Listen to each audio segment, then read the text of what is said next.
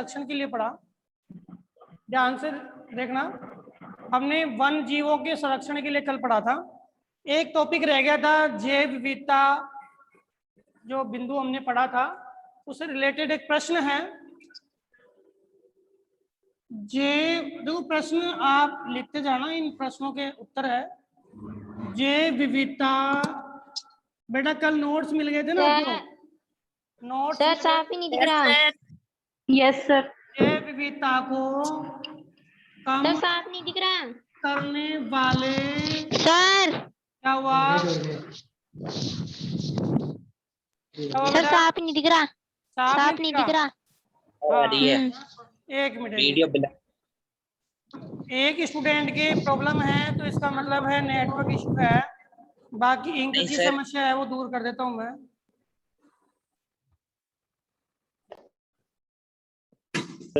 लगा देखिए सबके ऑडियो बंद कर दीजिए। जैव विविधता को कम करने वाले कौन कौन से कारक हैं, यहां से प्रश्न आता है। कल हमने इसके बारे में चर्चा कर ली थी। किसी क्षेत्र विशेष में जीवों की विशिष्ट प्रजाति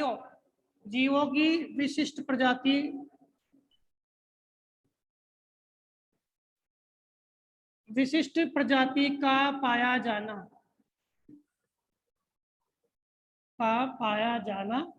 यानी एक क्षेत्र में एक प्रजाति है, उसकी कई उपजातियां वहां पे मिले, यानी एक से अधिक प्रजातियां वहां पे हमें मिले, चाहे वो वनों की यानी वृक्षों की हो, चाहे वो वन जीवों की हो। क्या कहलाती है? जैव विविधता। यानी एक क्षेत्र विशेष में बहुत सारी तादाद में जीवों का पाया जाना, वो क्या कहलाएगा? जैव विविधता कहलाएगी। और जैव विविधता को कम करने वाले कौन कौन से कारक है? तो इन कारकों में देखो, वर्तमान में जैव विविधता मानव के कारण, यानी मानव की स्वार्थपरता के कारण कम हुई है। ये 2 नंबर का या 3 नंबर का प्रश्न आ सकता है। तो इसमें सबसे पहला कारण तो है कि हमने अपने स्वार्थ के लिए वन संसाधनों को क्या किया है? अतिदोहन किया है। और वन संसाधनों के अतिदोहन के कारण हमारे यहाँ पर जो जैव रूप है उसके खत्म होने के कारण जो हमारे वन्य जीव हैं, वन्य जीवों के आवास की कमी हो गई है। तो वन्य जीव, जैसे मान लो खनन कर रहे हैं, ठीक है, हमने खनन किया तो जो भी हमने पेड़ पौधे काटे हैं खनन के लिए, जो भी हमने पहाड़ी क्षेत्रों को काटा है अपने लिए संसाधनों की प्राप्ति के लिए, तो पहाड़ी क्षेत्र है, वो वृक्ष है, वो वन क्षेत्र है, वो उन जानवरों के क्या थे? आवास क्षेत्र थे।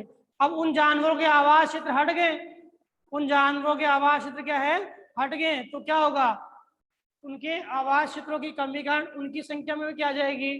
कमी, यानी जीवों की प्रजातियों में क्या आ जाएगी? कमी। ये जैव विविधता का पहला कारण है। दूसरा कारण है आखेट करना। वैसे तो आजकल देखें तो आखेट लगभग समाप्ति हो गया है, लगभग आखेट क्या हो गया है? समाप्ति ही हो गया है। लेकिन फिर भी हम देखें तो आखेट ने विभिन्न क्षेत्रों में वन जीवों को क्या किया है? नुकसान पहुंचाया है। तो आखेट करना, वन जीवों को नियंत्रित रूप से मारना, ये क्या है?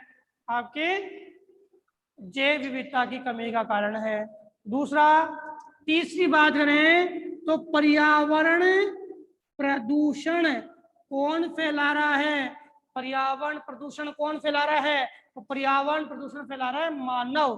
पर्यावरण प्रदूषण फैलने से जो एक संतुलन बना हुआ था पर्यावरण में, वो संतुलन बिगड़ रहा है।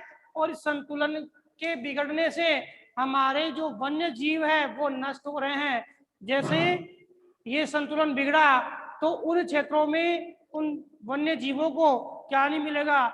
शुद्ध भोजन नहीं मिलेगा। ठीक है, हमने क्या किया, पेड़ काट दिए, उनको आवास नहीं मिलेगा।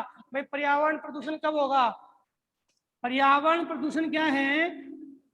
पर्यावरण प्रदूषण की अगर परिभाषा आपसे पूछे तो पर्यावरण में अवांछित तत्वों का मिलना, पर्यावरण में अवांछित तत्वों का मिलना क्या कहलाता है? पर्यावरण प्रदूषण कहलाता है। भाई शिल्पा, आप अपने इस ऑडियो को बंद करें, बंद ही रखें, और जब आपको आवश्यकता हो क्वेश्चन करने की तब आप क्वेश्चन करें। ओके, ठीक है बेटा।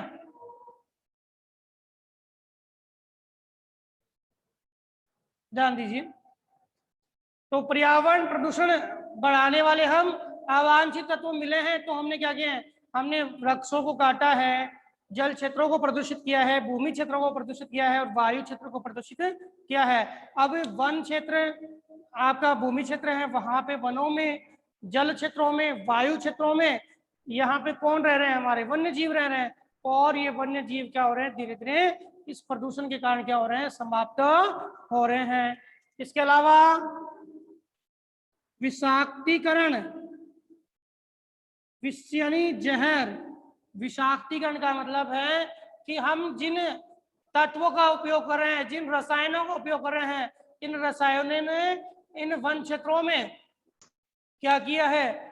जो इनके पोषक तत्व थे उनमें एक तरह से विष का काम किया है, और वो जो भी जीव जंतु थे वो धीरे धीरे क्या हो रहे हैं? समाप्त हो रहे हैं। उनकी प्रजातियां है धीरे धीरे क्या हो रही है? समाप्त हो रही है। इसके अलावा दावानल, ये प्रोसेस तो जो है ये तो हमारे मानवीय है। ये दावानल है, ये भौतिक प्रोसेस है। दावानल का मतलब होता है बेटा वन की आग।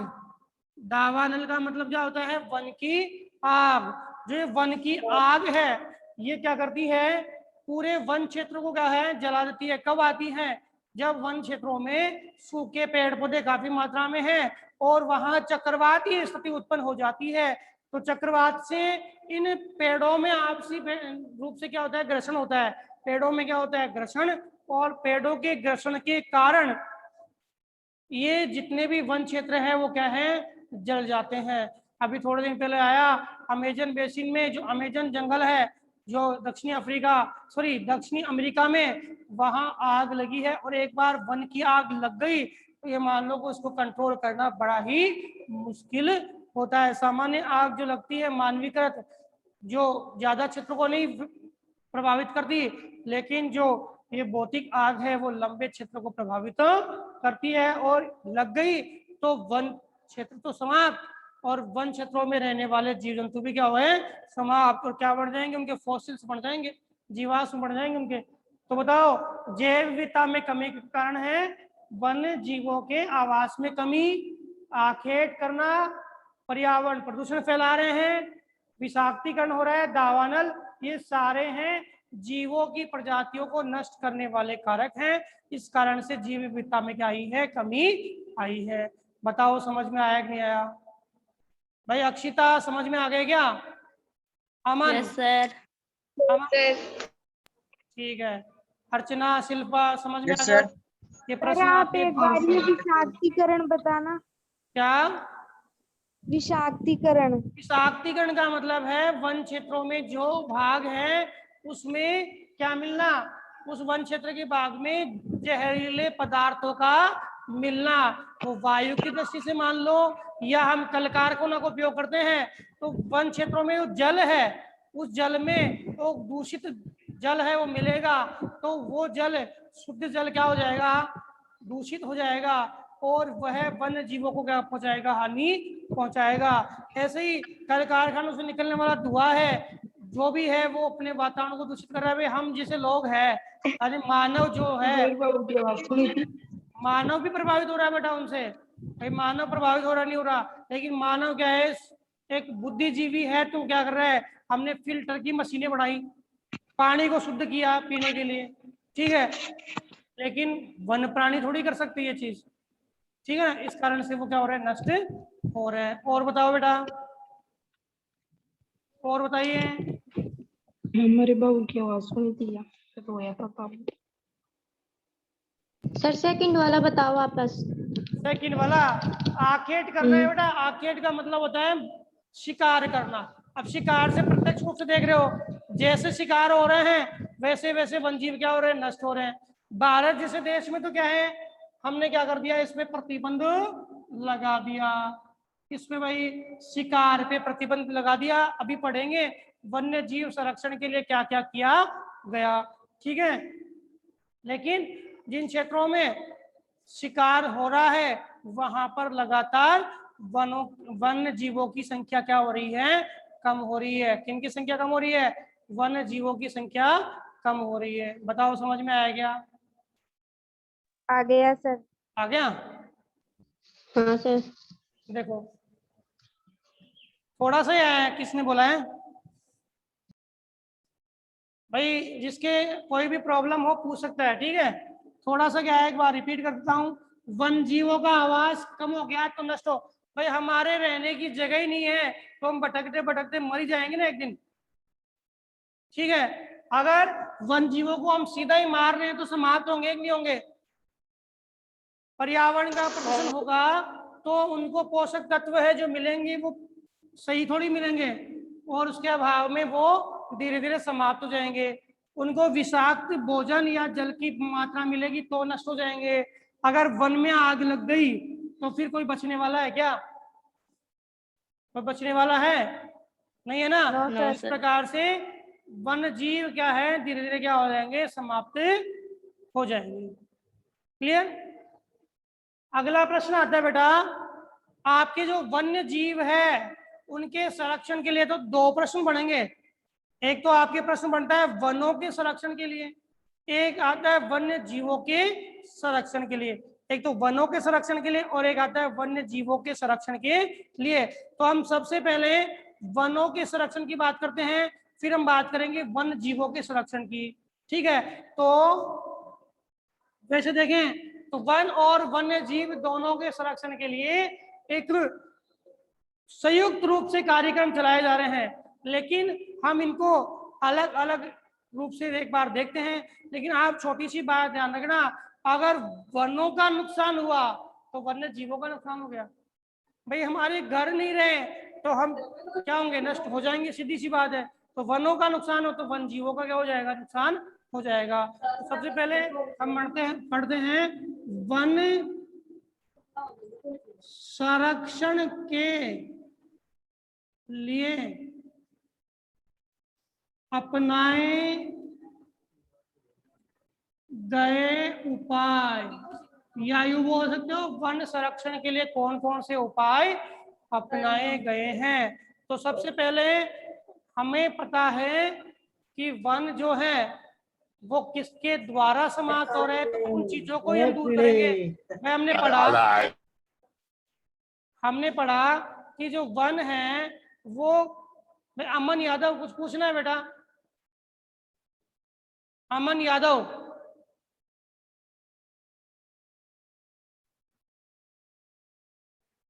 देखिए वन जो है उनकी कमी के कारण है वो हमें पता है, क्योंकि हमने पढ़े हैं कि वनों की कमी के कौन कौन से कारण हैं। तो सबसे पहला कारण आया था अत्यधिक कटाई। ज्यादा कटाई कर रहे हैं तो वनों का क्या हो रहा है, नुकसान हो रहा है। तो पहला संरक्षण का जो बिंदु है कि वनों की अंधाधुंध कटाई पर रोक। अंधाधुंध कटाई पर रोक, वनों की अंधाधुंध कटाई पर रोक लगेगी तब क्या होगा बताइए भाई? अंधाधुंध कटाई रुक जाएगी तो क्या होगा, आपके वनों का जो वास्तविक स्वरूप है बना रहेगा, और वास्तविक स्वरूप बना रहेगा तो वनों का हम संरक्षण कर पाएंगे। तो सबसे पहले हम क्या करें कि जो वनों की अंधाधुंध कटाई है उसको हम रोकें। तो इसके लिए वनों के जो क्षेत्र है, अंधाधुंध कटाई को रोकने के लिए वनों के क्षेत्र हैं, उनमें हमने कौन से क्षेत्र डिवाइड कर दिए हैं? हमने आरक्षित क्षेत्र डिवाइड किए हैं। आपकी बुक में भी दिया हुआ है, डिटेल से पढ़ाऊंगा। आरक्षित क्षेत्र, रक्षित क्षेत्र, वर्गीकृत क्षेत्र। ठीक है। आरक्षित क्षेत्र वो होता है जिसमें सरकार के द्वारा उन क्षेत्रों में वन कटाई या पशुचारण उसको पूर्णतया निषेध कर दिया है, उसको पूर्णतया बंद कर दिया है।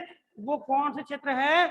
आरक्षित क्षेत्र है, वनों के द्वारा आरक्षित क्षेत्र है, जिसमें वनों की कटाई, वनों में आपके पशुचारण, इनको पूर्णतः निषेध कर दिया है। और भारत में लगभग 53% ऐसे एरिया है जिनको आरक्षित वनों में हमने गिना है। समझ में आ गया? वनों की अंधाधुंध कटाई, चराई, दूसरा ही लिख लो, वनों में पशुचारण पर रोक, वनों में पशुचारण पर रोक। तो पशुचारण पर रोक लगाएंगे तो भाई चराई, कटाई और चराई दोनों पे रोक है आरक्षित वनों में। ठीक है। रक्षित वन है, विशेष परिस्थिति में चराई और कटाई पर छूट दी जाती है, उसके बाद में काट और चरा सकते हैं। ये है अवर्गीकृत, इसमें चराई और कटाई में छूट रहती है, सामुदायिक क्षेत्र होता है ये वाला। ठीक है। और ये विशेष परिस्थिति में, और यहाँ पे बिल्कुल निषेध है कटाई और चराई। तो पशुचारण पर भी रोक लगाई जाए। ठीक है। और क्या किया जाए? जो वृक्ष है उनको काटें तो यहाँ पे एक अधिनियम लागू किया गया, वन, याद करना बेटा ये अधिनियम, वन संरक्षण अधिनियम कब आया? 1980 में आया। हमने पिछले वीडियो में पढ़ा था वन्य जीव संरक्षण, पूरा पढ़ेंगे एक बार, लेकिन एक बार मैं रिपीट करता हूं। वन्य जीव संरक्षण अधिनियम पढ़ा था बेटा कल जो क्लास में जुड़े हुए बच्चे थे, बताइए कब आया था? वन्य जीव संरक्षण अधिनियम कब आया था? बताइए बेटा, वन्य जीव संरक्षण अधिनियम कब आया था? बेटा क्लास मिलती है ना, उसको रिपीट किया करो, 1980। नोट डाउन किया करो, और आप जो शॉर्ट नोट्स बनाओ उसको आप रिपीट किया करो। ठीक है ना?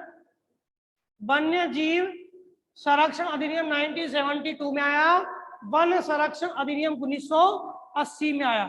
ठीक है। तो वनों में पशुचारण पर रोक, और इस अधिनियम के दौरान देखें तो एक वृक्ष काटने पर उसकी जगह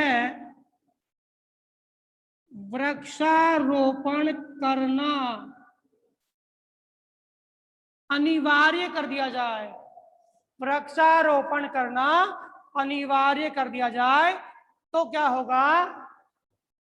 हम वन क्षेत्रों को बचा सकते हैं। किसको बचा सकते हैं? वन क्षेत्रों को बचा सकते हैं। इसके अलावा लकड़ी के स्थान पर, जो लकड़ी है उसके स्थान पर जो लकड़ी का ईंधन उपयोग करते हैं, लकड़ी के स्थान पर अन्य ईंधन साधनों का उपयोग। समझ में आ रही है भाई? लकड़ी के स्थान पर हम अन्य ईंधन साधनों का प्रयोग करें। कैसे करें? जैसे मान लो कि वर्तमान में हम एलपीजी गैस का प्रयोग कर रहे हैं। किसका कर रहे हैं बेटा? एलपीजी गैस का प्रयोग कर रहे हैं। ठीक है। सौर ऊर्जा से बने संयंत्रों का भी प्रयोग कर रहे हैं। ठीक है। तो लकड़ी की जगह हम दूसरे का प्रयोग करेंगे तो हमारे वन सुरक्षित रह जाएंगे। इसी श्रृंखला में एक और, कि जो फर्नीचर है फर्नीचर के लिए दूसरे उत्पादों का उपयोग करें।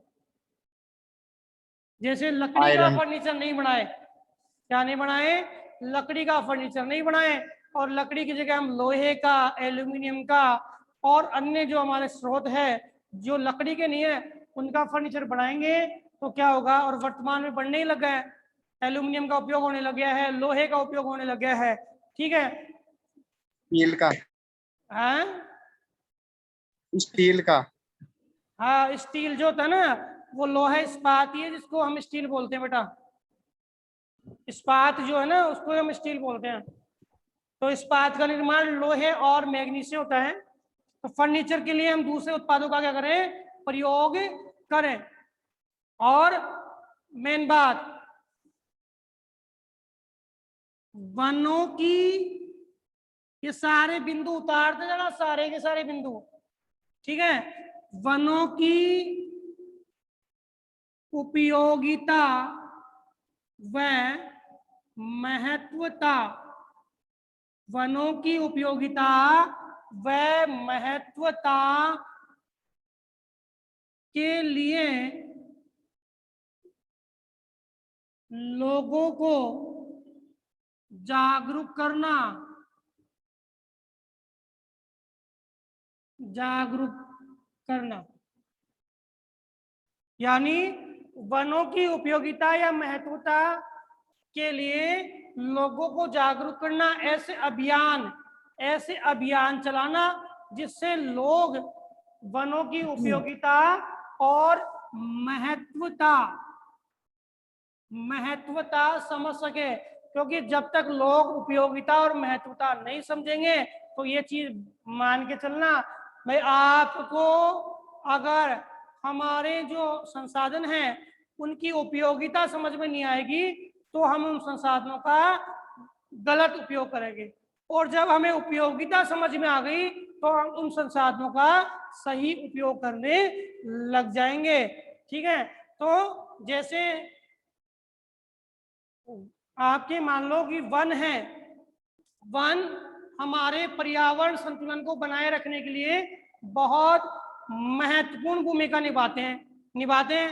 जैसे CO2 है उसको ग्रहण करते हैं, O2 यानी ऑक्सीजन है उसको हमारे तक पहुंचाते हैं, ठीक है। और वातावरण में जितनी भी गैस है उस गैसों के संतुलन को बनाए रखने में वनों की महत्वता मानी जाती है। लेकिन हमने ये चीज सुनी नहीं, हमने ये चीज महसूस नहीं की, तो लोग क्या करेंगे, अरे वन तो कुछ काम के नहीं है, तो क्या करेंगे, उनको काटेंगे, ठीक है। क्योंकि उनको क्या चाहिए, अन्य भौतिक संसाधन चाहिए, तो उसके लिए वो काटते रहेंगे। लेकिन उनकी उपयोगिता कब समझ में आएगी, जब पूरे नष्ट हो गए वन, मृदा अपरदन हो रहा है, बाढ़ आ रही है, सूखा आ रहा है, कई बार भयंकर वर्षा हो रही है, तो ये जो क्रिया होगी तो क्या होगा कि लोगों को उपयोगिता समझ में आएगी। वैसे देखो, अभाव में किसी की उपयोगिता समझ में आती है, बिल्कुल ध्यान रखना। आप पानी को व्यर्थ कर रहे हैं और एक जगह आप निकल गए जहां पानी की एक बोतल या एक गिलास भी आपको बहुत समय तक नहीं मिला और आपको भयंकर प्यास लग रही है, तो आपको उस समय पानी की पूर्ण कीमत समझ में आ जाती है कि पानी किस प्रकार से हमारे जीवन में महत्व रखता है।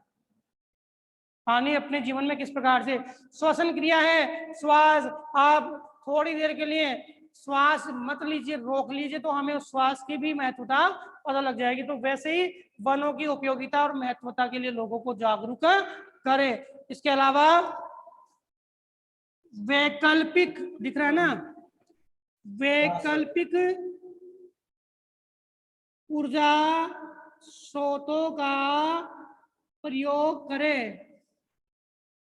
ये मैंने बात पहले भी कर दी लकड़ी वाले कि जैसे सौर ऊर्जा, पवन ऊर्जा, भूतापीय ऊर्जा जो वैकल्पिक है और कैसी है, असमाप्य है। कैसी बेटा, असमाप्य है, उनका प्रयोग करेंगे तो दो फायदे हैं। इन असमाप्य या जो नवीनीकरण ऊर्जा या गैर परंपरागत ऊर्जा का हम प्रयोग करेंगे तो एक तो क्या नहीं होगा, प्रदूषण नहीं होगा, और एक हमारे मूल स्रोत है वो क्या नहीं होंगे, समाप्त नहीं होंगे।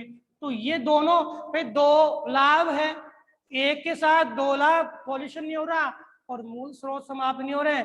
ये इसके अलावा हमें सबसे महत्वपूर्ण है कि यहाँ लिख देता हूं, वन क्षेत्रों का निर्धारण करना है। निर्धारण कौन करेगा? सरकार करेगी।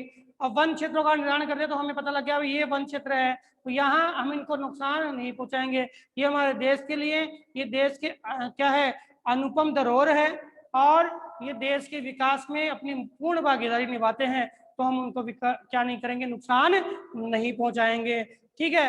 अब सबसे और महत्वपूर्ण इंपॉर्टेंट प्रश्न है, ये प्रश्न देखो इनमें भी जुड़ता है और अलग से भी आ सकता है। क्या? वनों के संरक्षण में, ये प्रश्न उसमें भी जुड़ता है, वन जीवों में भी जुड़ेगा, वन जीवों में भी जुड़ेगा।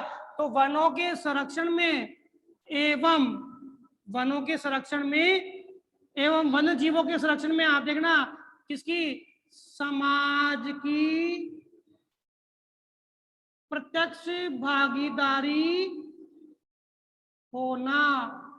सबसे इंपॉर्टेंट बात है ये। क्या? समाज की प्रत्यक्ष भागीदारी होना, किसमें? वनों के संरक्षण में समुदाय की प्रत्यक्ष भागीदारी होना। कैसे? प्रश्न आ जाए कि वनों के संरक्षण में समुदाय की भागीदारी को स्पष्ट कीजिए, समुदाय की भागीदारी को स्पष्ट कीजिए। तो आपका सबसे इंपॉर्टेंट प्रश्न इसलिए बनता है कि देखो समझना इस चीज को कि हमारा क्षेत्र है और हमारे क्षेत्र में वन क्षेत्र है बड़ा। ठीक है। जैसे हम बुक में एक उदाहरण दिया है, आपके अलवर का सरिस्का अभ्यारण्य, क्या है? सरिस्का अभ्यारण्य। ठीक है। और सरिस्का अभ्यारण्य है, उसमें 4-5 गांव जो आते हैं आसपास के। अब सरकार योजना बना रही है बाघ संरक्षण के लिए, वनों के संरक्षण के लिए, वन जीव जो है उसमें उसके संरक्षण के लिए। अब सरकार योजना बना रही है, सरकार ने योजना बना दी, लेकिन ये ध्यान रखना कैसी भी योजना है, हम एक छोटी सी बात कर दें, जैसे गवर्नमेंट ने योजना बनाई स्वच्छ भारत अभियान। कौन सी योजना बनाई भाई? स्वच्छ भारत अभियान। स्वच्छ भारत अभियान गवर्नमेंट ने योजना बना दी, लेकिन हमारे समाज के लोग इस योजना में अपनी भागीदारी नहीं निभाए ना, तो गवर्नमेंट कभी भी भारत को स्वच्छ नहीं कर पाए। बताओ है कि नहीं है? ये योजना है, इसकी क्रियान्वित स्वच्छ भारत अभियान। भारत अभियान की क्रियान्विति के लिए हमने किसको साथ लिया? सरकार ने किसको साथ लिया? सब समुदायों को साथ लिया और समुदायों ने समझा, समुदायों को जागरूक किया। समुदायों ने समझा कि वास्तव में ये जो स्कीम गवर्नमेंट ने लागू की है आगामी वर्षों के लिए हमारे लिए एक सबसे बहुत इम्पोर्टेंट या महत्वशाली स्कीम है, जो पर्यावरण के प्रदूषण को कम करेगी और हमें स्वच्छ वातावरण प्रदान करेगी। तो हमने क्या किया भाई? साथ दिया। किसका? गवर्नमेंट का। और धीरे धीरे देखो स्कीम लागू हुई, उससे लेके वर्तमान तक भारत में काफी ज्यादा परिवर्तन देखने को मिला है। ऐसे ही हम बात करें सरिस्का अभ्यारण्य की। सरिस्का अभ्यारण्य में 5 गांव हैं। 5 गांवों के लोगों ने, बेटा ये ऑडियो बंद कर दीजिए, बीच बीच में समस्या आती है। देखिए तो 5 गांव हैं, 5 गांवों ने क्या किया? मिल करके लगभग 1200 हेक्टेयर भूमि, इसमें एक जो क्षेत्र है उसको डाकऊ सेंचुरी के नाम से घोषित कर दिया और उस क्षेत्र में जो वन जीव है उनके संरक्षण के लिए उन गांव के लोगों ने क्या किया? प्रयास किया। गांव के लोगों ने प्रयास किया। जब सरकार क्या हुई भाई? लोगों की, समुदाय के प्रयास से ही सरकार की सफलता है।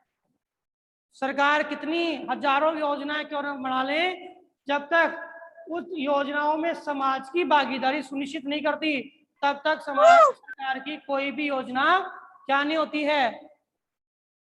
सफल नहीं होती है। सुमित गुजर पे ज्यादा समस्या है क्या बेटा? सुमित कुछ पूछना है क्या बेटा? सर नहीं पूछना।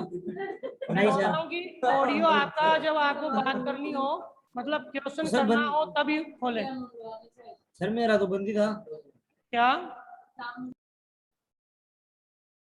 देखो, तो प्रत्यक्ष भागीदारी होना यह लंबे समय तक संसाधन संरक्षण के लिए उत्तरदायी होगा। जैसे मान लो हमने क्या कर दिया, सामाजिक वानिकी के अंतर्गत हमने क्या कर दिया, मेड़बंदी कर दी सरकार ने, सॉरी मेड़ नहीं, पेड़ लगा दिए सरकार ने, रोड के दोनों तरफ पेड़ लगा दिए, रोड के दोनों तरफ पेड़ लगा रखे सरकार ने, लगा रखे हैं।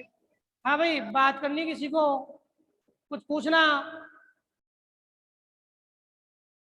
देखो सरकार ने क्या लगा रखे हैं, पेड़। अब गवर्नमेंट चाहे तो भी उन पेड़ों की पूर्ण सुरक्षा नहीं कर सकती, दुर्गम ग्रामीण क्षेत्रों में लगे हुए हैं, लेकिन उन पेड़ों की सुरक्षा कौन करेगा? वहां की स्थानीय जनता ही करेगी। कौन करेगा बेटा? वहां की स्थानीय जनता ही करेगी। तो बताओ, समझ में आ गई मेरी बात? Yes sir. Yes sir. हाँ सर आ गई समझ में। सारे जो 9 बिंदु है ये वन संरक्षण के लिए हम अपना सकते हैं, जिससे हम वनों का संरक्षण कर सकते हैं। ठीक है, अब आपको ये बिंदु नोट करना है, वन संरक्षण अधिनियम कब आया? 1980 में। कब आया? 1980 में। कौन सा अधिनियम आया बेटा? वन संरक्षण अधिनियम। ओके, समझ में आ गया?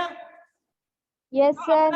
अगला प्रश्न देखना बेटा, मिटा दो इसको, तो सर। उतार दिए होंगे। Yes sir. Yes sir. Okay, अपने पास में 5 मिनट का समय, कल बात बताई थी उसको थोड़ा सा आगे करते हैं। कल वाला टॉपिक मैंने पहले वनों का ले लिया, अब वन्य जीव का लेते हैं। देखो, वन्य जीव संरक्षण, वन्य जीव संरक्षण के लिए उपाय। ठीक है, तो वन्य जीव संरक्षण के लिए वैसे तो देखें कि वन्य जीवों के लिए सरकार पहले से ही औपनिवेशिक काल के समय भी, बाद में भी सरकारें पहले से चिंतित थी, लेकिन अचानक वन्य जीवों की संख्या में लगातार कमी आई। तो 1970 में वन्य जीवों की जो संख्या है उसको देखा गया, और संख्या में लगातार गिरती, क्या संख्या लगातार जो गिर रही थी, उस चीज को देखते हुए आपके वन्य जीव संरक्षण अधिनियम 1972 लागू किया। कौन सा अधिनियम लागू किया गया बेटा? वन्य जीव संरक्षण अधिनियम 1972। कौन सा भाई? वन्य जीव संरक्षण अधिनियम 1972। अब इस वन्य जीव अधिनियम 1972 का मूल उद्देश्य था कि जितनी भी जैव प्रजातियां हैं, उन प्रजातियों को संरक्षण प्रदान करना, उन प्रजातियों को क्या देना? संरक्षण प्रदान करना। किसका उद्देश्य था? वन्य जीव संरक्षण अधिनियम 1972। अब वन्य जीव संरक्षण अधिनियम के अंतर्गत देखें तो आपकी एक संस्था है IUCN, यह पूरे विश्व के जो भी संकटापन्न, विलुप्त, सुभेद, स्थानिक, विलुप्त, सुभेद, स्थानिक और सामान्य प्रजातियां हैं, उनके आंकड़े IUCN, कल बात की थी हमने, ये इसके आंकड़े क्या करती है? प्रदर्शित करती है। ये समीक्षा कुछ बोल रही है बेटा? समीक्षा बेटा मैं बोलता हूं तो आप अपना ऑडियो बंद कर देते हो। आपको प्रश्न करना है तो ऑडियो खोलिए ना। जब आपको, अब ये प्रो प्लेयर कौन है? कल भी कहा था मैंने, तेरा नाम लिखना है बेटा इसमें। सर इसके फोन से इको आ रहा है सर। भाई किसी के फोन से इको आ रहा है, आपको इको लाने की जरूरत क्या आ रही है? आप अपने ऑडियो को बंद कर दो। आप ऑडियो को म्यूट रखो, अपने ऑडियो को बंद रखो, प्रॉब्लम नहीं आएगी। समझ में आ रही है बात? तो ये सारी जनजातियों के बारे में, प्रजातियों के बारे में IUCN कल भी इतना ही पढ़ाया था। अब 5 मिनट 2-3 मिनट है तो उसमें थोड़ा आगे तो करें। एक प्रश्न आपने किया है तो रोजाना का एक क्वेश्चन हो रहा है अपना। तो 1972 में तो वन्य जीव संरक्षण अधिनियम लागू किया गया।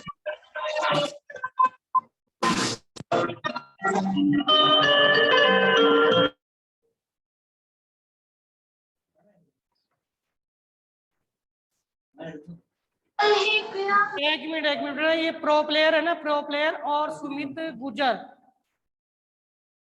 एक मिनट, ये क्लास डिस्टर्ब हो रही है, कोई दिक्कत नहीं है। मैं बोल रहा हूँ कि प्रो प्लेयर जो है उसका क्या नाम है? IUCN ने प्रजातियां जो है, उन प्रजातियों को क्या किया है, हमारे सामने व्यक्त किया है। अब क्लास बंद हो जाए तो मैं दोबारा जोड़ूंगा क्योंकि ये टॉपिक पूरा करवाऊंगा।